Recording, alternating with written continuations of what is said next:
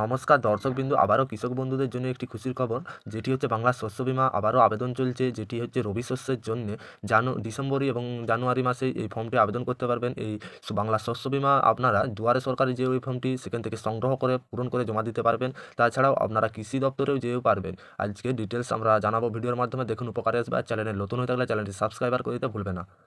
কৃষকদের জন্য সুখবর, এখন আপনারা রোপণ করার ফসলের বীমা করুন এবং ফসল নষ্ট হয়ে যাওয়া টাকাও পেয়ে যাবেন, ক্ষতিপূরণ পাবেন। এই প্রকল্পের সুবিধা কেন্দ্র ও রাজ্য সরকারের দেওয়া নয়, এর পক্ষ থেকে নষ্ট হয়ে যাওয়া ফসল কৃষকদের জন্য ক্ষতিপূরণের প্রদান করা হচ্ছে। এ বাংলা শস্য বীমার কি নাম শুনেছে বোঝা যাচ্ছে এই প্রকল্পের বীমা প্রত্যেকটি দুর্যোগ, খরা, বন্যা এবং ভূমি ঝড়, এই কারণে ফসলের 75% ক্ষতি হলে ক্ষতিপূরণ পাবেন চাষিরা। এর জন্য চাষিদের আবেদন করতে হবে শস্য বীমা প্রকল্পে। এই ফর্ম আমাদের আবেদন চলছে, শস্য বীমা প্রকল্পের ফর্ম। কিন্তু কারা কারা আবেদন করতে পারবেন এই শস্য বীমা প্রকল্পের? আবেদনকারীর নাম, চাষিযোগ্য জমি থাকতে হবে এবং প্রত্যেকটি দুর্যোগ ফসলে 75% নষ্ট হলে এই প্রকল্পের সুবিধা নিতে পারবেন কৃষকেরা। একই পরিবারে বিভিন্ন সদস্য নামে জমি থাকলে সকলেই এই প্রকল্পের আবেদন করতে পারবেন। এই প্রকল্পের আবেদনকারীর সমস্ত তথ্য যাচাই করে ক্ষতির পরিমাপ অনুযায়ী টাকা থেকে 1 লাখ টাকা থেকে শুরু করে 50,000 টাকা পর্যন্ত ক্ষতিপূরণ দেওয়া হয়। অনেকের এই অভিযোগ তারা টাকা পাচ্ছে না। মনে রাখবেন, ফসলের ক্ষতির ভাগ মাধ্যমে কোম্পানি পর্যবেক্ষণ করে, ফলে 75% ক্ষতি হলে তবেই ক্ষতিপূরণের টাকা কিন্তু পাবেন, নচেত নয়। কিন্তু কয়েকবার আবেদন করতে হয়। এই প্রকল্পের সুবিধা নিতে চাইলে আবেদনকারীদের বছরে 2 বার আবেদন করতে হয়।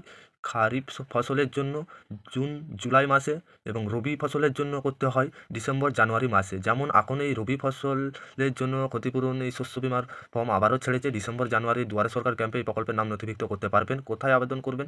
তো বাংলা শস্য বীমা প্রকল্পের আবেদনের জন্য নিকটবর্তী ব্লক অফিসেও যে আপনারা কিন্তু এই ফর্মটি দিয়ে সেখানে জেলা কৃষি অধিকার অফিসে গিয়েও কিন্তু এই ফর্মটি কিন্তু পাবেন। ডকুমেন্ট সহ ফর্মটি ভালোভাবে পূরণ করে সম্পূর্ণ অফিসে যেয়ে আবার এটি জমা দিতে হবে। পিএম কিষাণ ও কৃষক বন্ধু প্রকল্পের যদি আপনার নাম নথিভুক্ত থাকে তাহলেও কিন্তু হবে। যদি এই প্রকল্পে, তাহলে তখন দুয়ারে সরকার ক্যাম্পেও এই ফর্মটি কিন্তু পেয়ে যাবেন। যেহেতু কোনো সরকারি যোজনা নয়, তাই প্রধানমন্ত্রী কৃষি সম্মান নিধি, কৃষি বন্ধু প্রকল্পের নাম নথিভুক্ত থাকলে এই প্রকল্পের জন্য আবেদন করতে পারবে। কত প্রিমিয়াম পাবেন এই প্রকল্পের, এই বীমার নাম করার জন্য 5 বছর একেবারে এর প্রতি বছর হিসাবে প্রত্যেকটি পরিমাণ একটি প্রিমিয়াম হিসাবে জমা করতে হবে। তবে বাংলা শস্য বীমা এই নাম নথিভুক্ত সময় রাজ্যের পুরনো টাকা কোম্পানি দিয়ে থাকে, অর্থাৎ আপনি ফ্রিতেই এই প্রকল্পের নাম নথিভুক্ত করবেন। এই নাম নথিভুক্ত করতে চাইলে এখন রবি শস্যর হচ্ছে, যেটা তোমাদের দুয়ারে সরকারে যেও কিন্তু এই শস্য বীমার ফর্মটি সেখান থেকে সংগ্রহ করে ফর্মটি ফিল আপ করে পুরো আবেদন করতে পারবেন।